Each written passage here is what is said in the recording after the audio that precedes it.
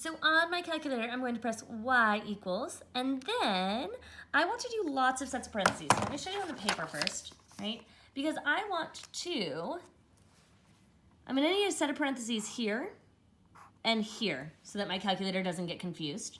And then I'm also going to need a set of parentheses around the cosine because of this squared here, okay? So that means that I'm gonna like overload on my parentheses. So I've got parenthesis, then I've got another parenthesis because I wanna do cosine of, another set of parentheses. So close that one. I want that squared. And then I want, yep, I'm good, that divided by x, okay? So that was my first piece. Minus parentheses 1 divided by 5, okay? And then I'm gonna press, it says on the interval from 0 to 10, so I'll just do that now. I want my window to go from 0 to 10. Then I'm gonna press graph.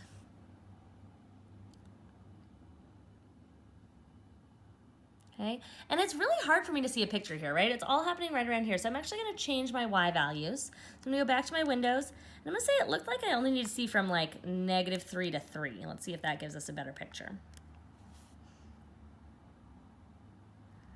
A little better, but even that. So it looks like I actually only need to see between 1 and -1. So let's go back to window. So you're kind of seeing my thinking as I'm going here, right? So this is what you should be doing. There we go, that is so much better. All right, so we want to see where this graph is equal to 0. So look very carefully. How many times does my graph touch 0? So we've got 1, point with this pen. We've got 1, 2, 3. It actually doesn't touch there. So it looks like we have 3 critical values. And that is actually all it asks for.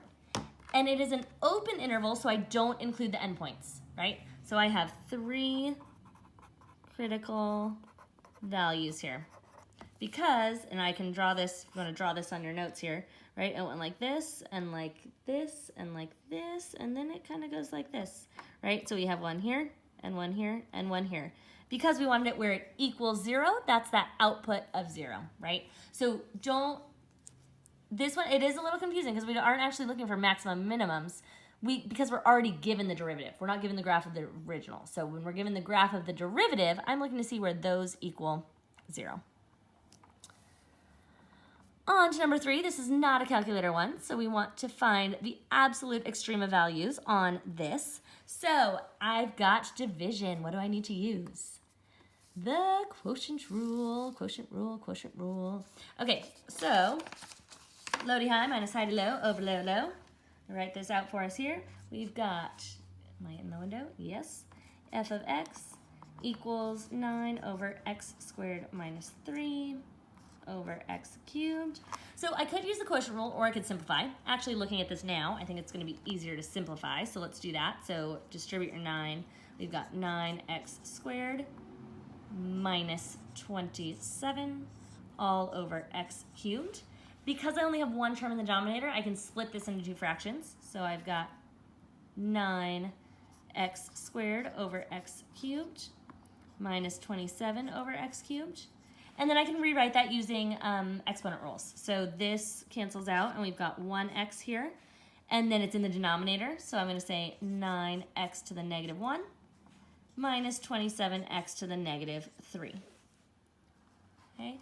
Now, that all was just simplifying, so now I have to take the derivative. So f prime of x is going to be equal to power rule, so negative 9, x to the negative 2, right? Negative 1 minus 1.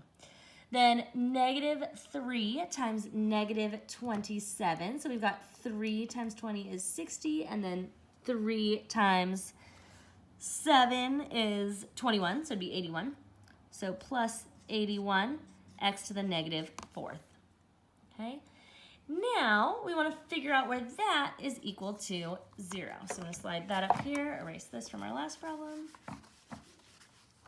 Okay, so we had, that, there you go. So I can rewrite that so it makes more sense to my brain. I've got negative 9 over x squared, okay, plus 81 over x to the, x to the 4th equals 0. I'm going to add this one over to the other side. Plus 9 over x squared, equals 9 over x squared. Then I can cross multiply, so I've got 81x squared. Sorry, this is not super clean. There you go. Divide by 9 on both sides, so I have 9x squared equals, x to the 4th, there we go. 9x squared equals x to the 4th.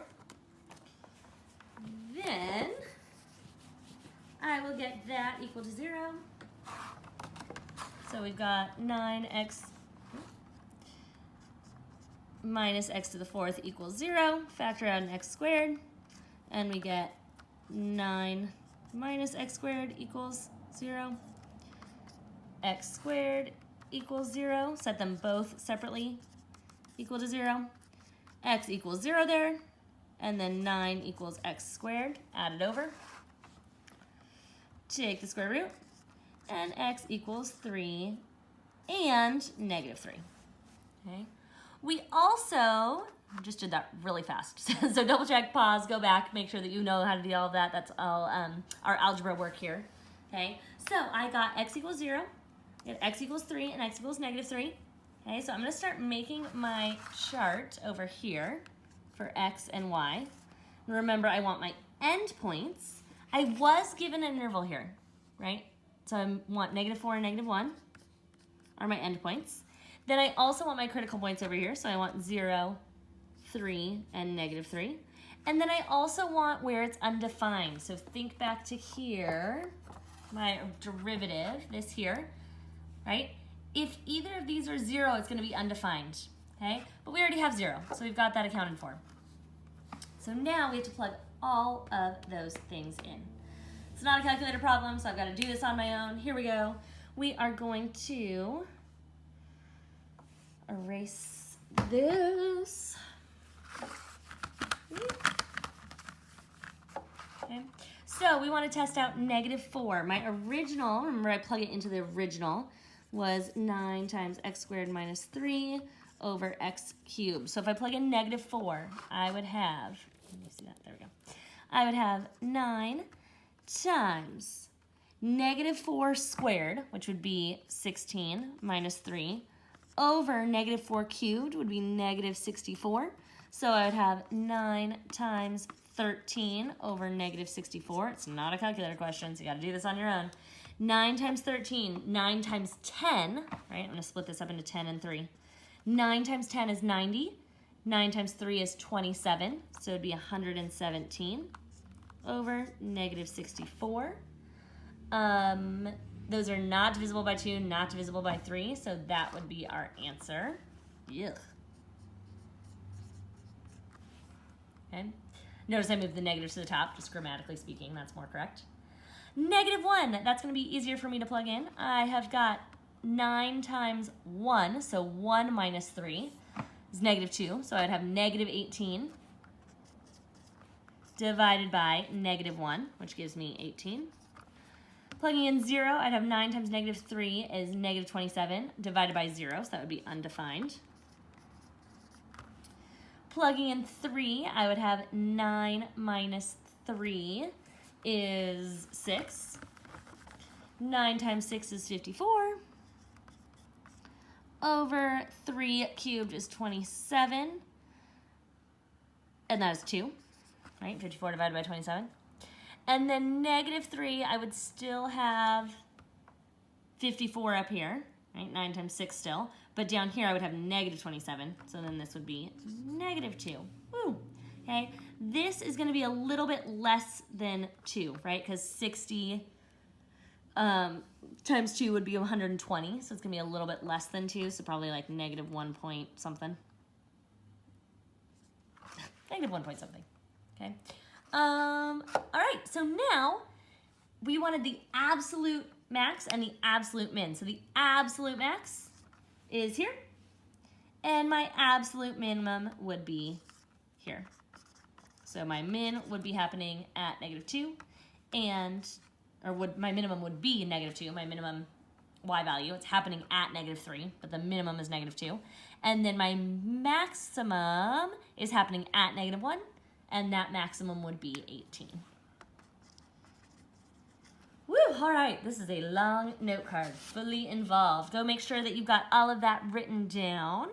And then we are going to move on to number 4, which should be a lot simpler. Simpler word? More simple? Simpler? I don't know, I'm a math teacher. All right, number 4. The absolute maximum value of this, so I'm gonna write that out. So we've got f of x equals x cubed minus 3x squared plus 12 on the interval from -2 to 4. So to find them, again, I take the derivative and set it equal to 0. I'm looking for those horizontal, there we go, horizontal tangent lines. So I've got f prime of x is equal to power rule 3x squared minus 6x, and that 12 goes away. I want that to be equal to 0. Factor it, take out the greatest common factor. I've got 3x times x minus 2 equals 0. Set them both equal to 0. So x equals 0 and x equals 2. Now I want to create my table. So creating my table, moving this up, there. I've got, hold on, let me adjust here. There we go. Creating my table, I need to think about my x's and my y's. I need my endpoints, and my endpoints were -2 and 4. There we go. And then I also want my critical points, which was 0 and 2. Then I also want my undefined points, but it's a polynomial, it doesn't have undefined. Okay, so there we go. Okay, now I want to plug those into my original, which again was x cubed minus 3x squared plus 12. So plugging in -2, I get -8 minus 3 times 4, positive 4, which would be minus 12, plus 12. Those are going to become 0, so this is just -8.